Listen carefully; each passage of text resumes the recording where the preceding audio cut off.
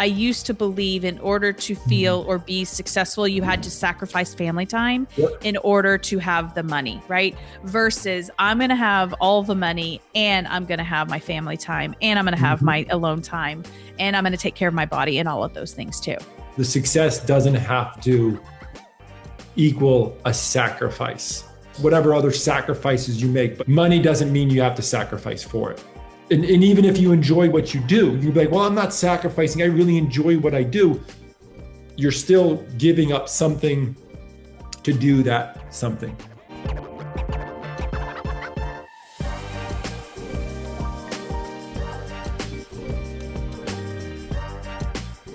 Welcome back to the podcast.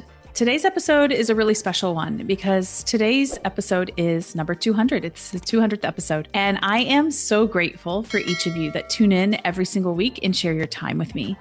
I absolutely love being with you, sharing my thoughts, my ideas with you every week. And I think podcasting is so special because it's such an intimate thing that you are in someone's ear every week and that person is getting to know you, to learn about you, to trust you. And so I understand and recognize that you can listen to anyone. So I just want to say thank you for listening every week and for paying with your time and your attention. I thought that it would be fun to celebrate the 200th episode by bringing my husband on, Jason. I thought that would be a lot of fun. He's definitely the guy that supports me behind the scenes and all of my crazy ideas. He typically is on board for all of them.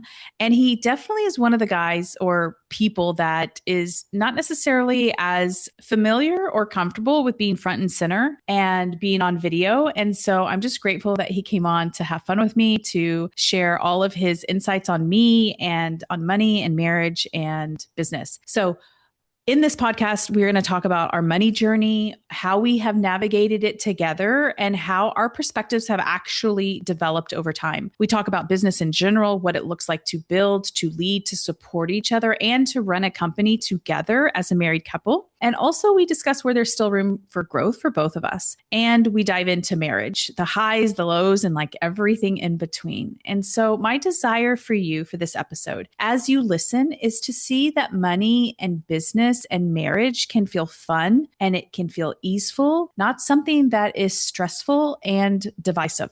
And that you can truly create the life that you want based on what you actually desire and what your dreams and goals are for you and your family. So let's dive in. I'm so glad you're here. You ready to rock and roll? Yeah. I thought what we could do is a little bit of tell the listeners about me, but I think that what they get on the podcast is what I am in real life, but we'll hear it from you. Okay. You're giving me looks already. I thought we could also do relationship questions, money questions, business questions. All right. You ready? Sure. Okay. What's the hardest part about being married to me? I knew this question was coming up. I saw it on your notes.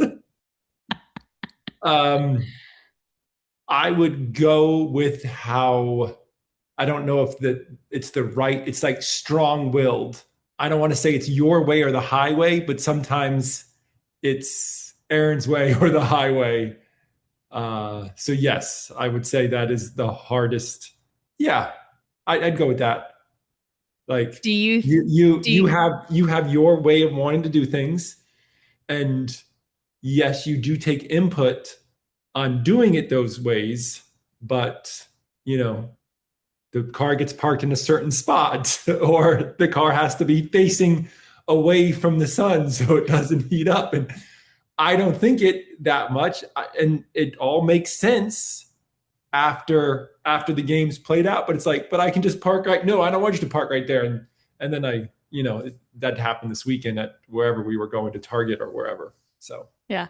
But I think also too, when you ask me, where do you want me to park? I'm going to tell you where I want you to park, but I don't think am I? No, because wherever you want to park is fine. And then, well, that's not the right direction of the park. So we'll just go at it that way. Like, if we're going to stick to the parking because that's the safest thing here, it's like, you can park wherever you want to. Okay, cool. I'm just going to park way out here. So, not that we have to walk farther, but then the school bus is easier to pull into right here. There's nobody around us. I can be protected, by a curb, and we don't get any door dings on the car and all that kind of stuff. And then Nope, you got to face the other direction. That happened at volleyball. I mean, if we're going down examples. So, And I have, what do they call it? Methods to my madness. Cause it's typically yeah, always about no, how is the sun going to be, right? Yeah. no, and that's what I'm saying. So it's not any way that park wherever you want to is not, it's park wherever you want to as long as it's okay with where my That's motions legit. were. What do you want for dinner? I don't know, whatever you make. Well, as long as it's this thing that you're making. Hey, let's go for a hike today. Sure, you pick the hike spot. Well, I don't want to do that kind of hike. I just want to do a leisurely stroll hike. Well, am I allowed to take you on pavement? Can we go on hard packed gravel? Are we allowed to go uphill? Are there going to be other people there? Is there shade? All those things. Are there places for me to pee? So Would you say that I'm very particular? extremely particular. And maybe that's a better way to put it. It's not like set in your ways. It's particular. That's a cleaner way to say it. You're more particular. Like their outfit is very expressive that we've discussed. I was going to wait to go here, but we're already on that. Women, what do you think that women wish that like understood about men? So we've had this discussion. I had this discussion with somebody else too. Sometimes we just need to be told what to do. And well, yes, because we don't want to be told what to do, but we do want to be told what to do. Okay. Like we're not going to be like, oh, I want to take the she's wearing the pants role. But sometimes it's just like, we're going to go back to that, but just like, just park right there facing away from the sun. Perfect. I'll do it. Easy. I gotcha. Don't park the car. You can park wherever you want. Just don't park facing the sun so it doesn't get too hot in here. Okay, perfect. I'll do exactly that.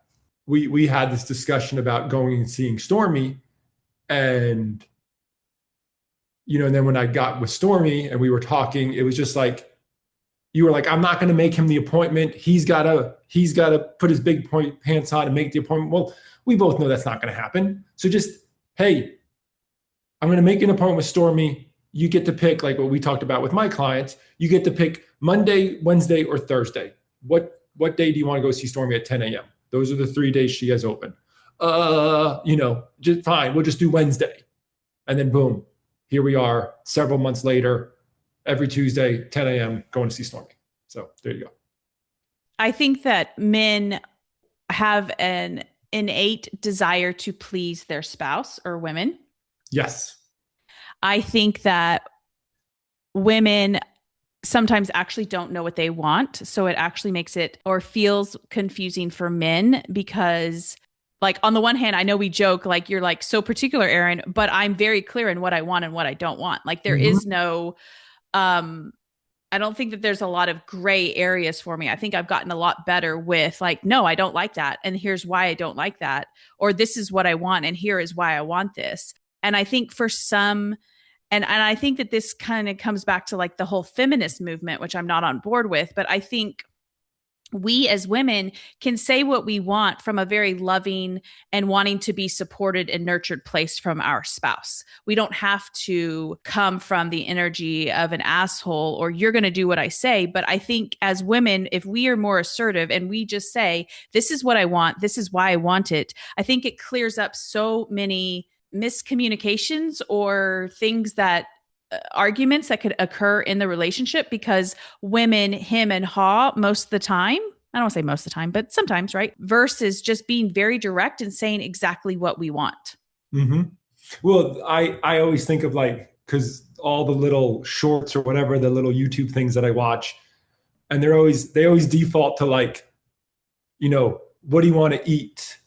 I'm hungry, feed me. Okay, what do you want to eat? And you list off a bunch of things. And if you were just say, I want Chick-fil-A fries, take me there. Boom, take you there, done. So like the hemming and the hawing, I don't know what I want to eat. Well, how about we just get you something until you can figure out the further down the road of what you want? How do we fix, because I don't know, do guys, I know I do, just want to solve problems, want to make the situation a little bit better, like what we talked about yesterday when you were like, I want to have a a long-term game plan of an accomplishment of something in the physical, whether it's hiking something or riding something or whatever it is. And I'm like, okay, what if you do this, this, this, and this? And you're like, I didn't want all that. I just wanted to tell you something, but then you have to come out. And it's like, I think my brain, and I'm not going to speak for all the guys, but my brain is wired to, okay, this is what she wants to do. Let me go solve it.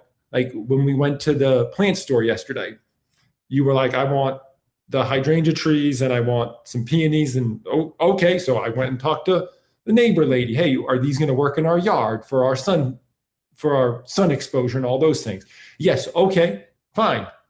I'll get the truck emptied out today and I'll go get you those things because that's what you asked for, so on and so forth. So, yeah, I think that this goes back to like a deeper level of communication, because I didn't say to you, hey, I'm in the beginning stages of a challenge for my body. I just want to brainstorm with you. And so I wasn't more clear on the front end with you, because you are correct. I think a lot of times men want to problem solve. I know my dad always did that for my mom. And then my mom would be like, I just want you to listen to me. And it's like, I don't think innately, biologically, men actually just want to listen. I think they want to serve and please and help and support their spouses, which is actually a very natural thing to do. I think as women, we can be more clear and we can say, like I should have said when we were sitting out on the patio last night, hey, I'm in the very beginning stages. I just want to brainstorm right now. I don't want to problem solve or like figure out what I want to do. Or maybe that's even something I just should have kept to myself and been like, hey, Erin, let this percolate for a little bit and then share it. And I also think, like going back to human design, if 70% of us are sacral beings where we are yes or no, when you ask me, what do I want for dinner? I'm like the deer in the headlights, versus understanding what your human design is and also moving from that place of like, but if you ask me, do you want Thai food? I will tell you yes or no. Do you want specific, if you give me specific things that I can say yes or no to, then that is where. And I think a lot of us don't know our human design and we don't know how we make decisions. So we think we're being helpful by saying a blanket, like, what do you want for dinner?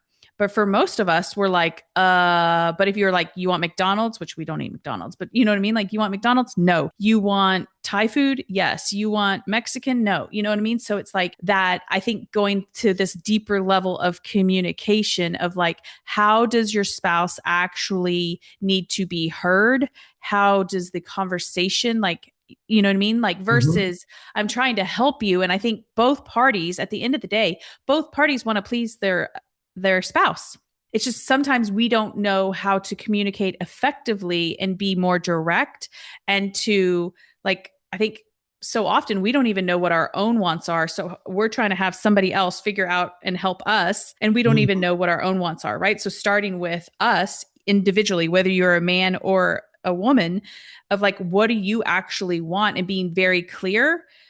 Because I think that's something that you and I've had to work on, is me saying exactly how I feel and allowing you to have your own feelings with that. And if you were to just say, hey, will you get me this? It would occur. But I know that's not how the communication part works for you. But it's like, just tell me what you want and I will achieve it. And that's why I used that plant example.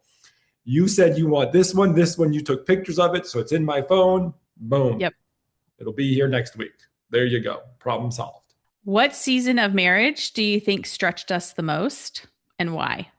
I don't know what you mean by season of marriage. Or like when Grayson was littler, or like different, if you can think about different parts of our marriage of I say seasons, like maybe specific months or years that we have, as we've evolved and grown closer together. Was there or is there anything that comes to mind for you that you feel like was some working through for us to then get to where we are now?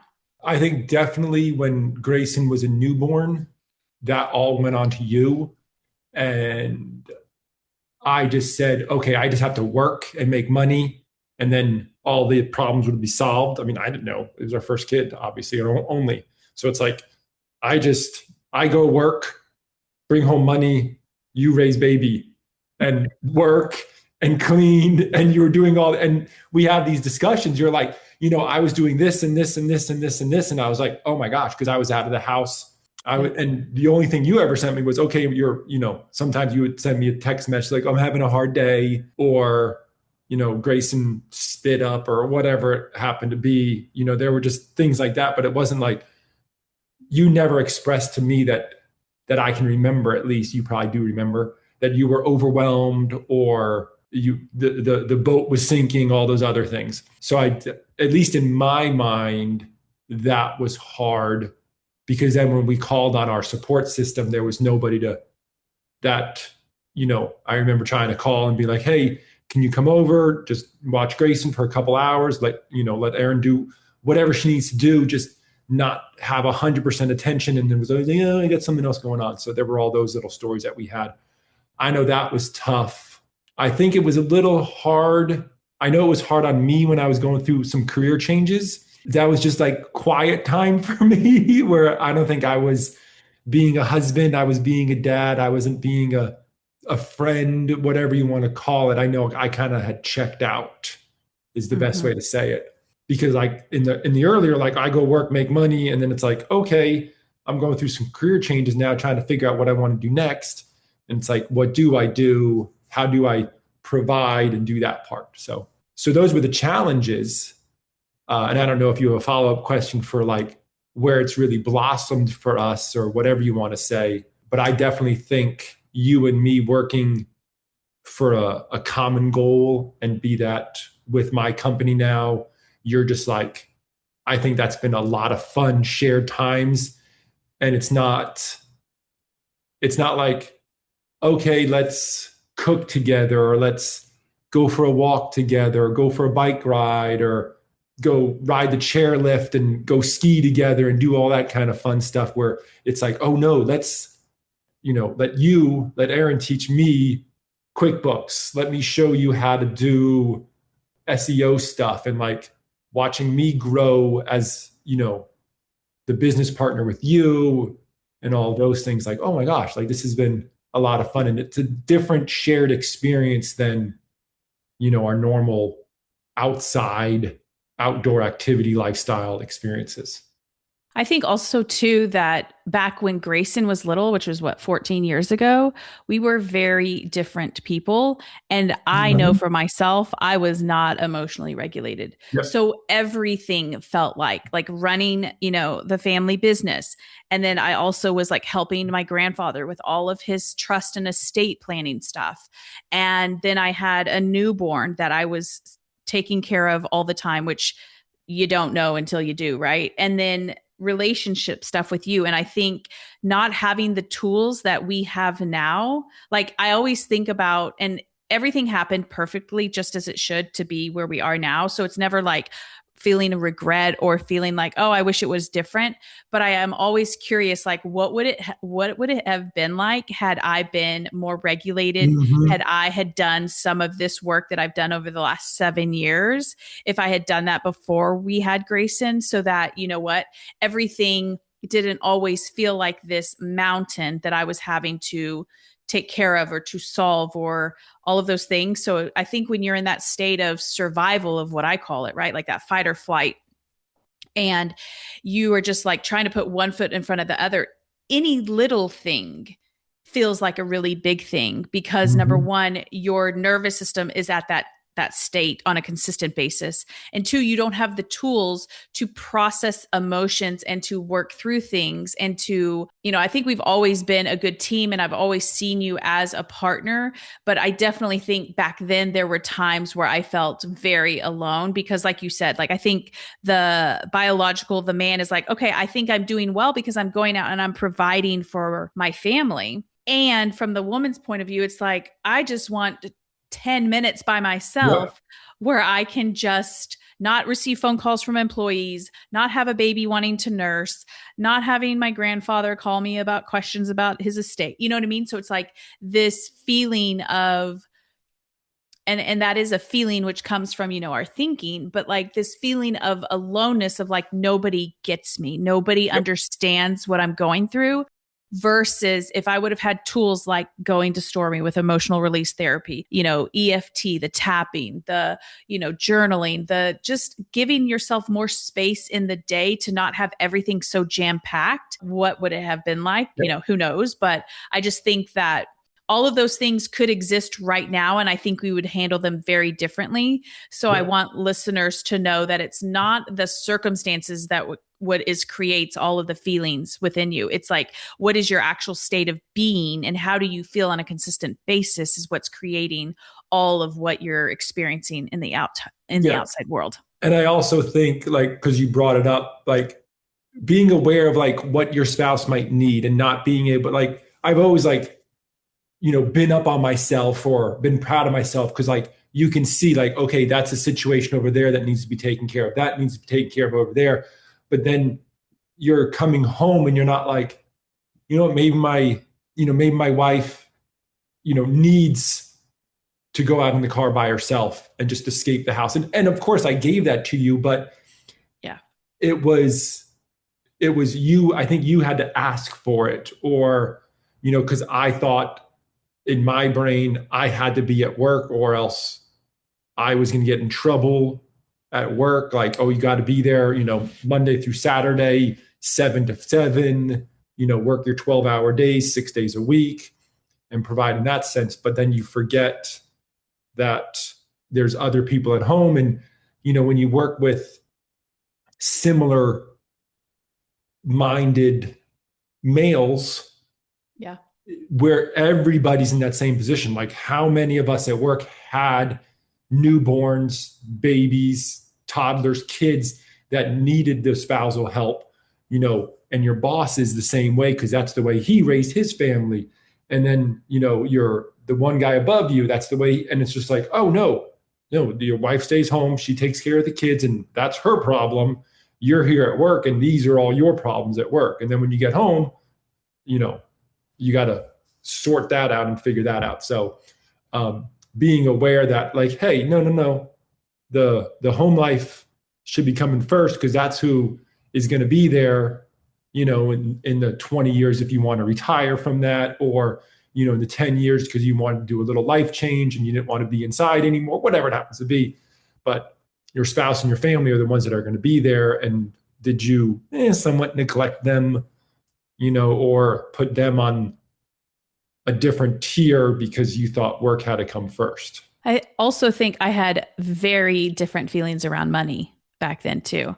I mean, obviously I wasn't emotionally regulated and my fear around not having enough money, even though we did, I remember I was leaning over Grayson's crib and you asked me, do you want me to take like a leave of absence? And my first thought was, how are we going to continue to save and how are we going to continue to meet our goals? Yep. And like it wasn't like, oh, like now if that were the case, it'd be like, we'll just figure it out. We'll just figure out how to make more money later or whatever the case might be. But back then it was just like a terrifying, like, yes, I wanted you to. And like, how's that going to work financially? Like that is where my brain went immediately. And I think that clouded so many of my decisions back then around working and being off and doing all of the things because I was constantly so fixated on money because money to me was I was confusing that with safety and security. Mm-hmm. What have we learned about money, success, and what actually matters? This kind of ties into what we were just talking about. So I'm going down the route of does making money mean you're successful? And on one hand, yes, like if you're a business owner, you have to say, yes, like things are paying for themselves now. We're no longer doing owner contributions as we would have put into the QuickBooks, and like, so it is nice that it's not necessarily self-supportive, but it's getting closer and closer to being self-supporting. So yes, to me, that is successful, but also me having the freedom right now is feeling very successful. Getting another client feels successful, and not in terms of, oh, that's going to be more money, but like there's okay, this is working. This is like what we always talk about with the train or the plane taking off. Like we are moving down the runway now. We're doing good. The money part successful, but also the tying it back to being at home and being more present. I think is, and I don't know if I've strayed off the question too much, but I feel like today you were like, hey, let's, because we were trying to fit into both of our schedules. And it wasn't because we were both doing things. It was like there were other household things that we were doing. The weather was nice. So we're like, oh, let's go to these farmers markets. And there were all these other things that we were skipping on doing this episode. But it's like, okay, yeah. Like if I was in a different position, I wouldn't be able to do the Zoom call with you because I'd be tied into something at work. But having more freedom, I think gives you successful. So repeat the question so I know, because I think I've strayed off way too far. Oh, what have we learned about money, success, and what actually matters? Like, I think we have redefined. I'm like, you're not straight off. Is opening up that time in your schedule to be able to do things, and being like, not 6 days a week, 12-hour days. There is a machismo effect of like working that grind and doing that when you're younger and single, that sounds good. But to me, it's like, no, I can go take my daughter to school in the morning and I'm not feeling rushed and, flooring it out of the school parking lot because I got to get to work by a certain time. So that does feel, I don't know if it necessarily feels successful, but it's definitely given me a better priority to say, okay, this feels more, is congruent to the word. This feels more congruent with the lifestyle I want to live. I don't want to be rushing around. Like we always say, we see people on the road, everybody's rushing to get to work. Everybody's rushing. It's like, nope, take some time. Like you've taught me, sit down and eat your lunch. Don't eat your lunch, hovered over the hood of a car with partially clean hands, which is what I did for whatever many years. No, sit down, eat your lunch, even if it's just on the curb or sitting down in a cooler. You can sit down and eat your lunch. You don't have to be working while trying to inhale a burrito or whatever it happens to be. I think for me, the way I used to think about success was how much money did you have? Or how like successful was a business. And now what I have modified it to is those things are important, right? Like it's fun to have money. It's fun to be able to go do the things that we've been able to do. Like we would not have been able to take the time off that we did if we didn't have the money that we had. Yep. So to say that money doesn't matter, it absolutely matters. At least in my world, it absolutely matters. And what also matters is what you're saying is to be present. Is what is the relationship like with yourself, with your body, with your spouse, with your child, with your parents, like all of your, like those most important relationships. Like I know plenty of people that have so much money, they will never be able to spend it in their entire lifetime, nor would their grandchildren be able to spend it, but they don't have the relationships. Right. And so it's like, it's a both and for me of like, to have the money, to have the business, to have the relationships, to have the healthy body, to feel calm, to feel present, to feel confident, to feel at ease, to love yourself. Like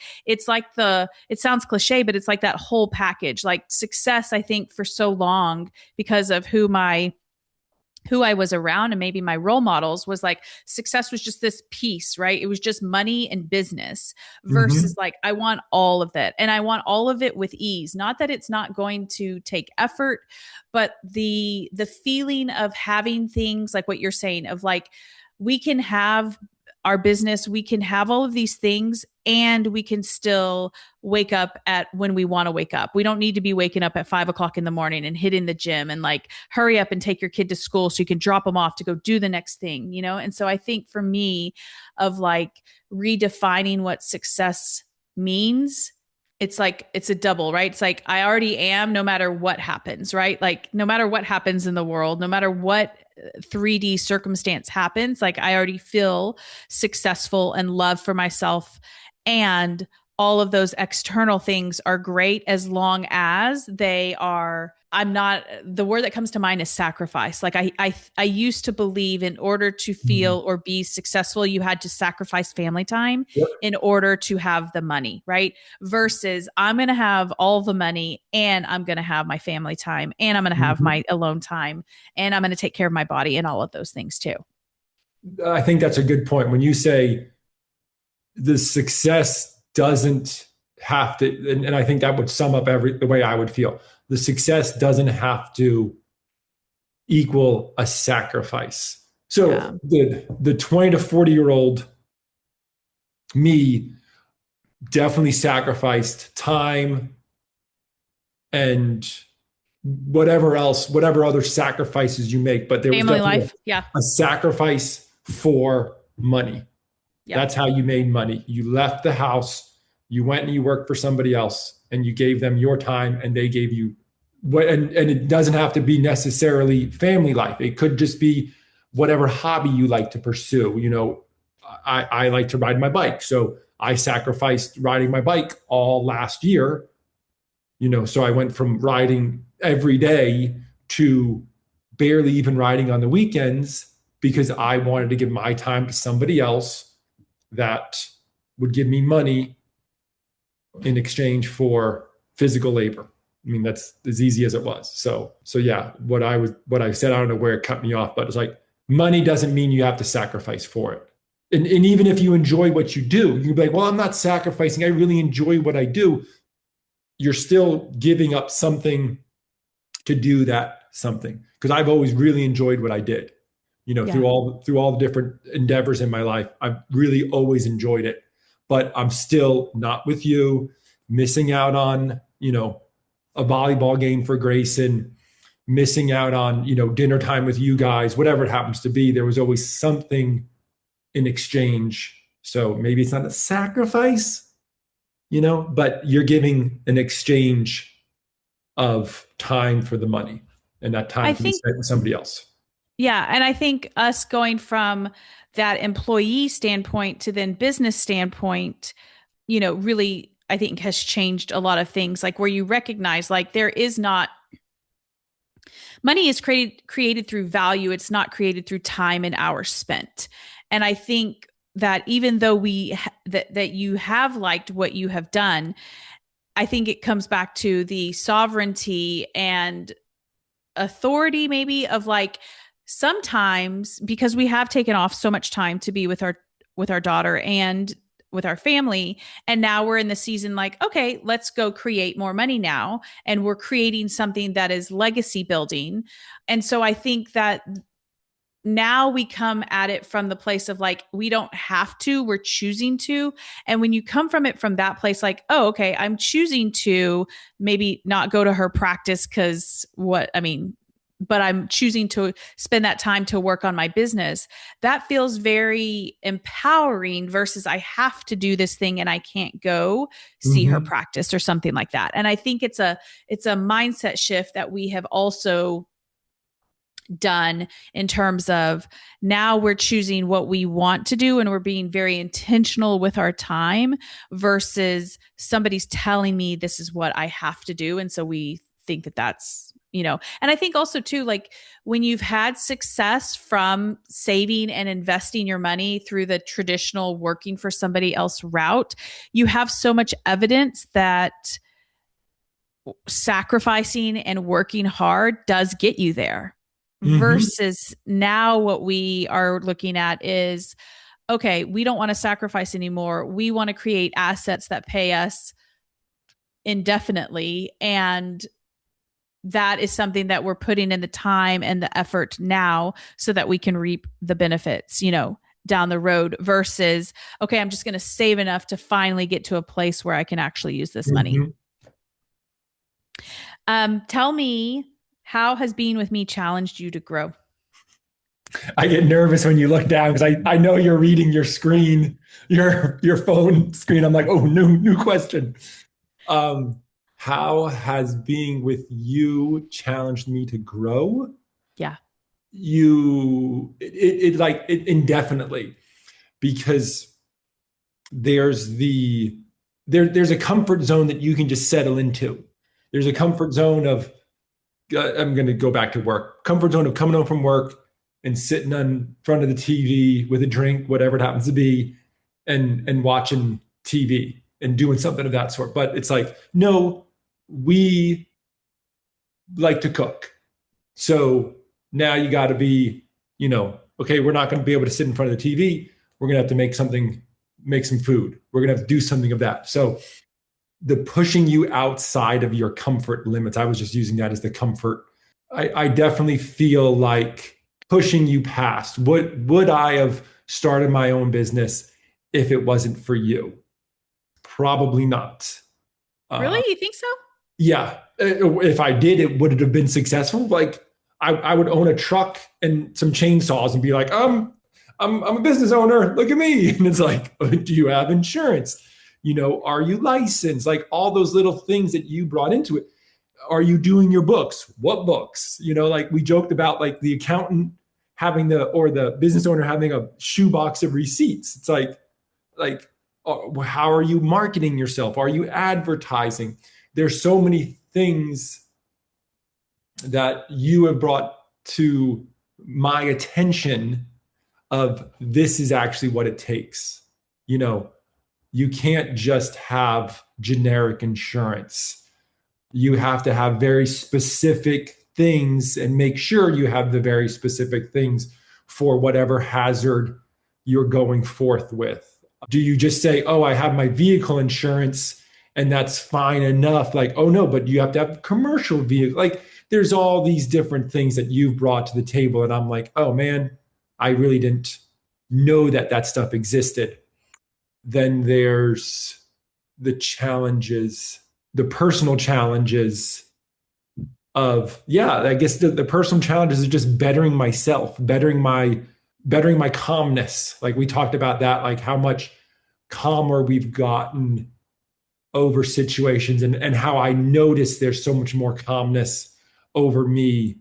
Like we've talked about sitting in traffic and somebody's blocking the intersection so you can't turn left. That came up the other day. And I'm like, what is this, 30 seconds? I have to sit here for 30 seconds until that light turns green so everybody shifts forward. And then I just proceed. So am I going to ruin my whole day and get fired up like I saw the one pedestrian who was crossing? It's like, that's not worth it. So there's definitely a personal growth that's occurred. And I'm hesitating because I'm trying to get the right word for it. I think like intellectually, you've caused me to grow. Emotionally, you've caused me to grow. And being aware that it's just not, I think a lot of what we're talking about is for work things. And obviously that's very appropriate for, your podcast, but being aware of my emotions, the things that I say, the calmness that you brought out in me. There's all these different things that you've done over the years that have taught me, okay, sit back, take 30 seconds to process what just occurred and then react, be it 5 seconds even, and then react based upon that. Don't just, go do something, stop, think, proceed. And then all the things that you've taught me, business wise is what I mean by all the things that you've taught me of what it takes to run a business is I'm not going to go down all the specifics because there's so many, but just insurance and marketing and SEO stuff, all that. So website building, having a specific phone number for your business, as opposed to your own personal cell phone number, all those neat little things. And I'm going to add also that no one else is going to do it. You got to do it yourself. Yes. So that's a very big one, because when you're not the only person, when you're not the owner, you can be like, oh, somebody else has already done that or already figured it out or will end up doing that. But when you are the owner or the only person, it's like, oh, that somebody is now you, or in our case, also I'm pointing at you, Erin, in the picture or in the video. So it's either going to be me or her that does it. And if she doesn't have time to do it, this guy's got to do it over here. Or what You're talking about business wise, like you're just talking about some of the stuff with business, or are you saying in general, like in our relationship and stuff? Well, I think it rolls down to that as well. Like you can say it, that's actually really good, because on the business side, if I don't go to T-Mobile or whoever we use and get the second line added so that I have my own, local area code for the business, then you're going to have to do it. Okay, so on the personal side, if I don't make dinner, then you're going to have to make dinner. I know we go back to food a lot with our conversation, but if I don't make dinner, you have to make dinner. If I don't start the dishwasher at night, then you're going to have to start the dishwasher. Whatever it happens to be, there's got to be that remembrance of, oh, if I do it, that's less than she has to do. Yeah, so. and not an over responsibility, because I think that's one of the things that I have done. I think we both do it in our own right in different ways, so that we're learning about that. But I think just as partnerships, as husband and wife, wanting to make the other partner's experience be as simple and easy as it can be, and also not over what I call over responsibility, but not overdoing all the things where there's not growth for you or there's not growth for me. Yep. And I think one of the things, like we just experienced, one of the things that we are having to do is, like what you said, is take some time to pause, because it's in the awareness. And many times the awareness happens after the fact, after the phone call has already happened, after you've already done all of these things that you're like, oh, wait, hang on a second. I need to be different here. I'm going off of that same pattern that I have been. How do I actually want to be? How do I want to feel? How do I want to move forward? And a lot of times what I think people don't realize is awareness happens after the phone call, after you've already done the thing, after you're like frustrated and all of the stuff. And then you're like, oh, wait, hang on a second. And it's in those moments that we are willing to experience that, is then we get to ask the question, okay, so what is the growth, right? You and I just experienced this as parents. And it was like, okay, wait, where is the growth here? The simple thing, and I think for a lot of us overachievers or high achieving people, the simple thing is to just go do the thing, because that's what we have done. That's what we do. It feels easy. It feels simple. We'll just take care of it. And the growth is actually, but where does that person actually have to meet us halfway? Where does that person or our children or our spouse or our, in business, like the growth sometimes is not doing, right? Letting go of control, letting go of trying to do all of the things, resting more. So yeah, I think the awareness happens after the fact. And I think the amazing thing about relationships are we get to experience ourselves in those other people, right? So when you are experiencing something, I get to see the contrast, or I get to see, where am I experiencing this through your lens, and how can I shift? Where is my growth here? And we get to do that through having relationships, which I think is beautiful, versus thinking like, my spouse is annoying me so much, versus, oh, where's the growth for them and where's the growth for me? Mm-hmm. A couple more. Okay. So when have you felt most proud of us? I pause not to think about, or I pause to think about a specific one, because there's a lot of stuff that we've done where I'm like, holy smokes, that, like, what are your top five? That would have never occurred. The travel and the places we've been through travel just amaze me. Like, I look back at it and I'm like, holy smokes, we have gone so many places for such long periods of time. Yeah. It's not like, oh yeah, we were, bouncing here, bouncing there and doing all these things. Like, oh no, we went to here for this many months and here for this many months, and navigated foreign countries with, rental cars, and like, it's like, there's just really interesting things where you're like, man, that's pretty cool. While bringing a child, not a baby, but while bringing a child, like, yeah, I know there were some places that was more resorty places we traveled when she was much smaller. So yeah, like I'm like, boom, that's pretty darn cool. Like that's a neat story. I think also relocating us as a family has been really neat. I mean, how many people do you know, do you meet that are like, oh yeah, I've lived within the same, 10-mile radius of where they were born. I have, my sisters are examples of that. And so relocating 3 different states, on our own and just figuring out how to do it. You mostly figuring out how to do it. This guy just kind of following along. I'm really proud of what we've created in the last, 6 months, business wise for me. We created it. Yes, I can say my business wise, but yes, you are the creator of it. I just am the implementer of it. And I know you say you like to do that. Like you get the vision and then somebody else has to implement it. Like, yeah, I'm looking this way because my truck's parked on the street.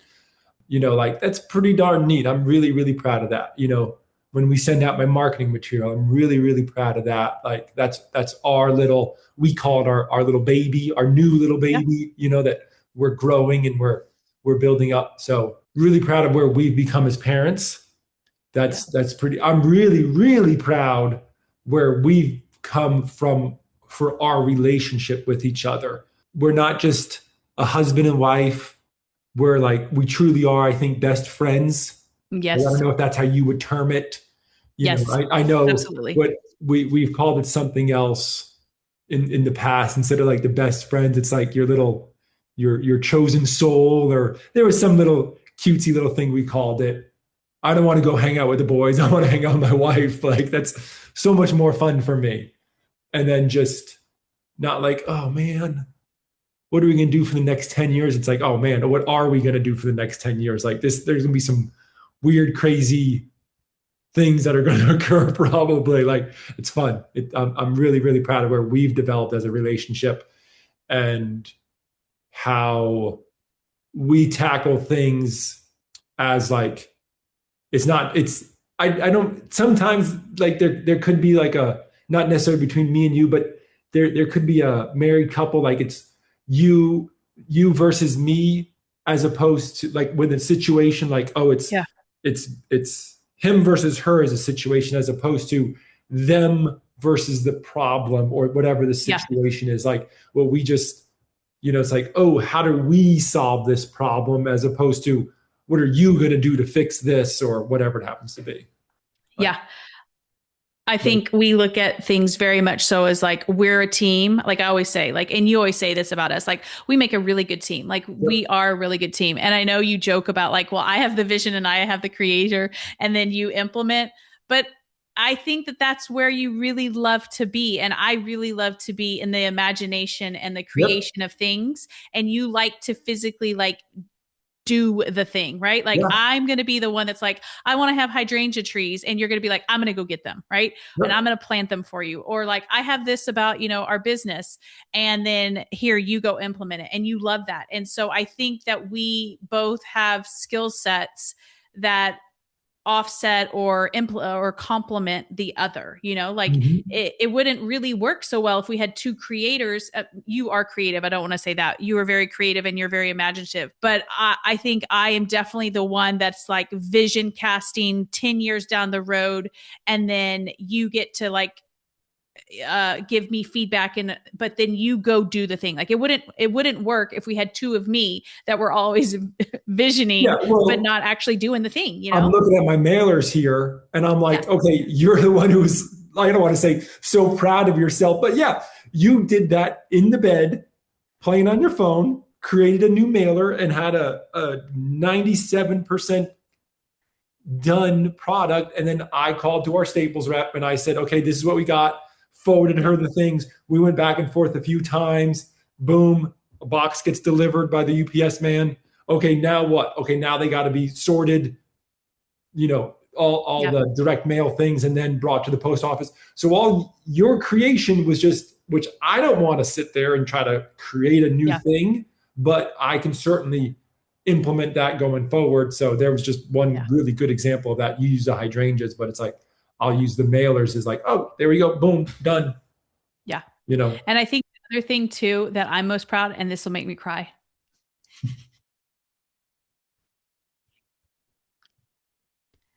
I think that we have created a life that we have wanted, and we have changed at least for me on my end, I've changed every single dynamic of how I grew up. Yeah. My marriage is vastly different than what I had an example of. And I'm so grateful to my parents because I had that contrast, right? But like my marriage is because of the work that we put into it and the effort. And also I had a contrast of like, okay, what do I want and what do I don't want?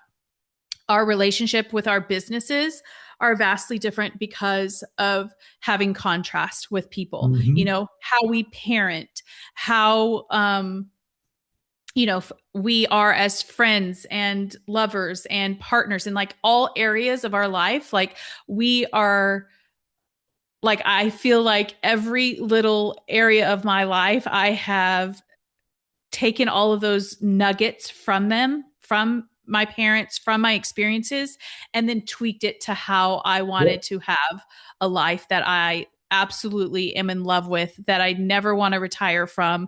That, you know, when you say like the next 10 years, I'm like, man, I can't even imagine like all of the goodness that's going to continue to, you know, like we look forward to where we're going. It's not like, oh gosh, look at all that fun that we did have, but what's not stoked about the future and what's next, you know?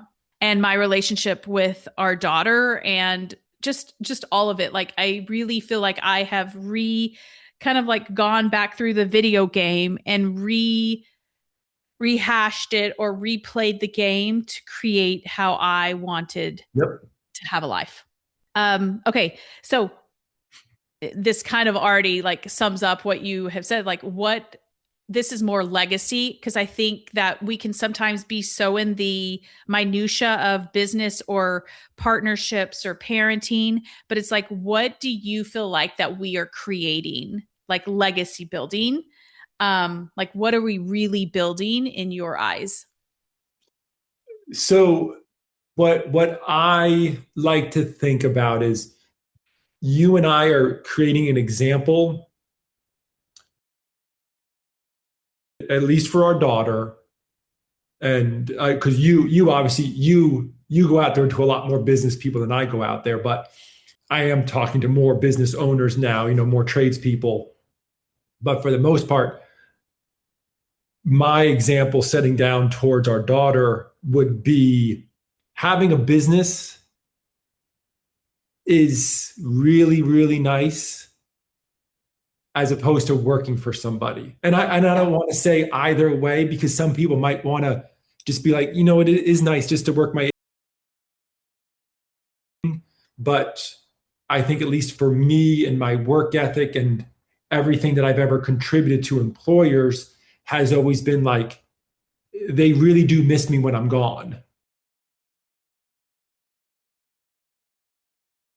Extra, just me being a little bit extra. And, you know, when we were thinking about doing this for me or for us, but, you know, there was like, we're over here building someone else's dreams.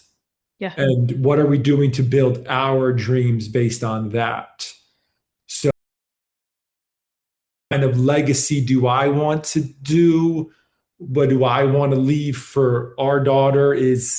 There is something, you know, and my dad had his own businesses, but I think I was maybe a little bit too young, maybe a little bit too, I want to go out and drive cars and have fun with my buddies and stuff like that, that I didn't pay enough attention to it.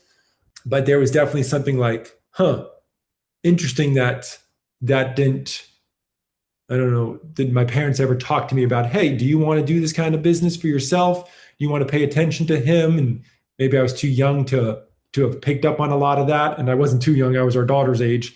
But there was never that conversation of, hey, you could do this or you could go work for somebody. Like, make that decision for yourself. It was no, go to college and then go work for somebody. That's just the role I took. or the route I took rather. So definitely there's other options than just going to work for somebody, or at least having that dream to say, I am going to go work for somebody, but I do want to go work for myself one day.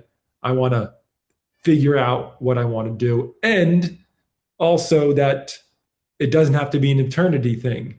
It doesn't have to be 25, 30 years to retirement. Maybe it is something that, you do this for a few years, you do this for a few years, you do this for a few years, and you take all that, you meld together, which I think is where I am. You took all those experiences, you meld them together and be like, okay, now it's my turn. I'm going to do this for myself. Yeah. And I think too, the way that we've been brought up, right, as a society is like going and working for somebody else versus, and then that, you're saving and this retirement thing, which I don't even believe in anymore, but like this retirement thing of, you save for 20 plus 30 years versus we are the asset. Like we are our retirement, and putting all of the investment in yourself, in your mind, in your skill set, so that you can have a business that can, have cash flow that you can then have people work for with you, and that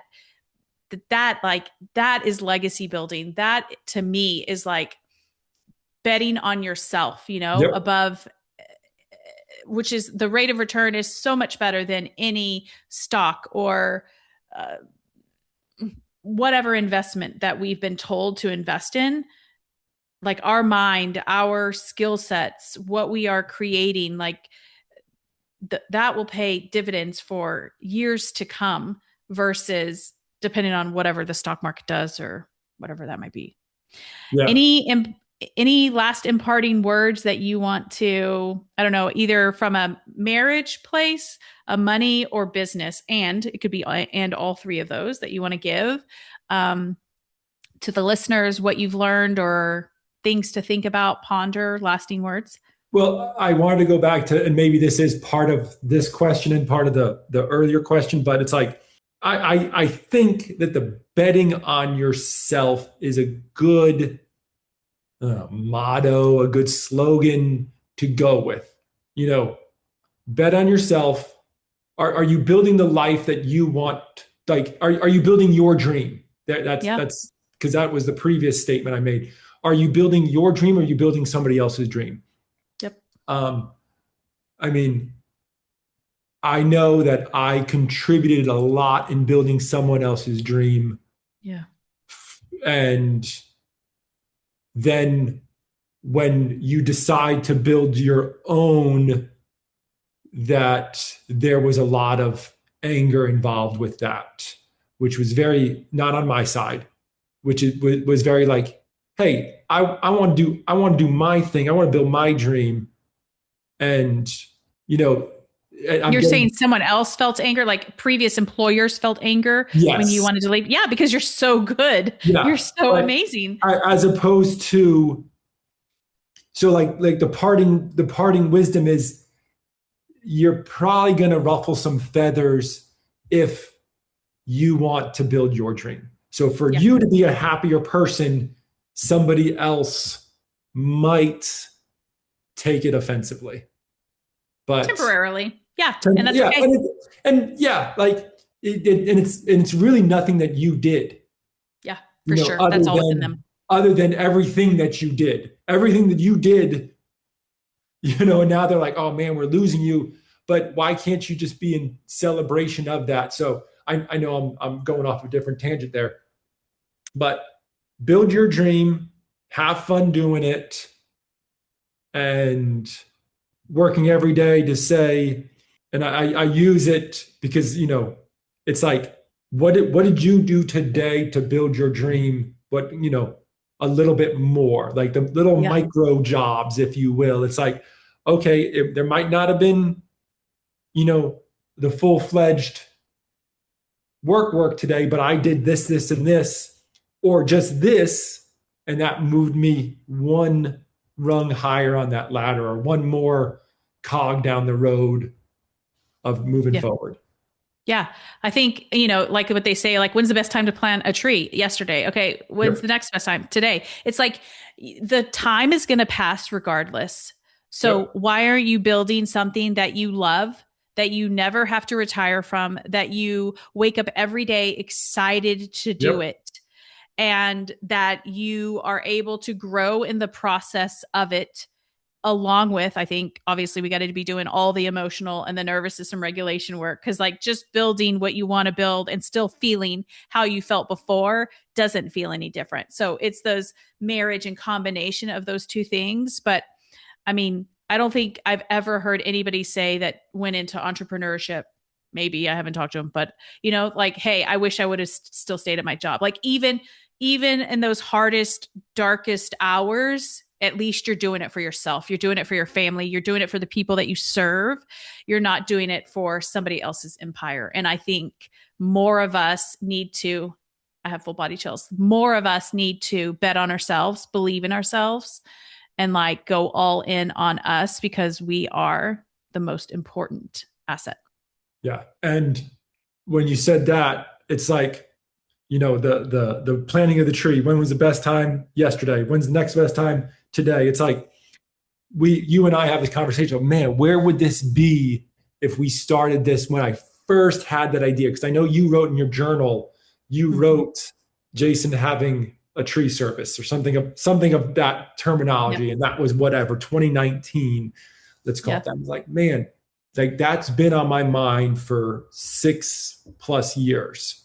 And, maybe that wasn't the time to do it because that would have not allowed us to travel, because you wouldn't be able to, I guess we could have just wrapped it up for a little while, then restarted it. And then it would have we would have known all these little tips and tricks that, marketing wise for myself. Like I was like, oh, well, that didn't work very well, so let's try this. And, oh, that didn't work very well, so let's try it.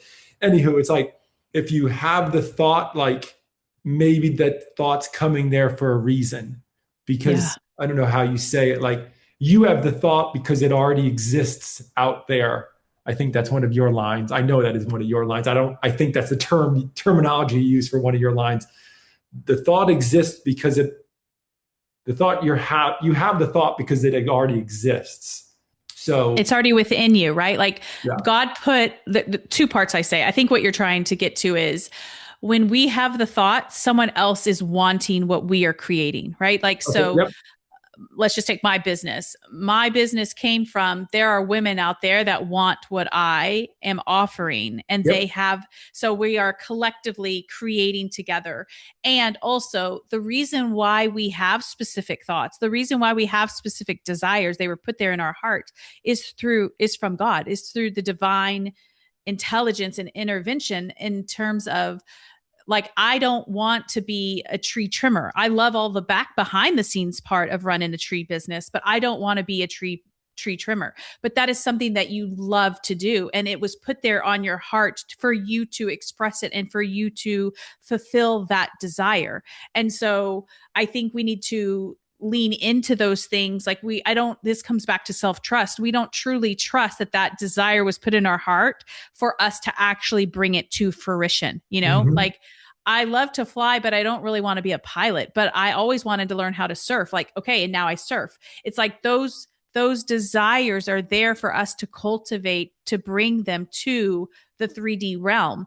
And so recognize that we all have special gifts and we all have desires, and those are there for us to actually experience them, not for us to doubt them, not for us to say, oh, somebody's doing it better than us. It's there for us to bring it in our way, in our special gift that we bring to the world. And you trim trees and work with customers like no other tree person I've ever dealt with, So like honoring your gifts. I love you. Love you. But I think so many people doubt.